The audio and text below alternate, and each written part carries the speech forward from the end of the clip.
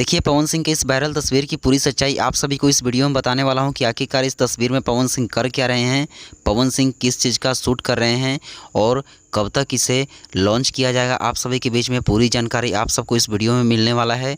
आप सबको बता दो कि भाई पवन सिंह का ये तस्वीर सोशल मीडिया पर काफ़ी तेज़ी से वायरल हो रहा है, जिस तस्वीर में पवन सिंह दमदार लुक के साथ में शूटिंग करते हुए नज़र आ रहे हैं। और रही बात की आखिरकार शूटिंग क्या चीज़ का कर रहे हैं, तो आप सबको बता दो कि LIC बीमा कंपनी जो है भारतीय जीवन बीमा निगम, इसी कंपनी का पवन सिंह जी ऐड शूट कर रहे हैं। जी हाँ भाई लोग, आप सबको बता दो कि पवन सिंह का बहुत ही बड़े लेवल का ऐड जो कि टीवी के साथ साथ सभी सोशल मीडिया प्लेटफॉर्म पे लॉन्च किया जाएंगे।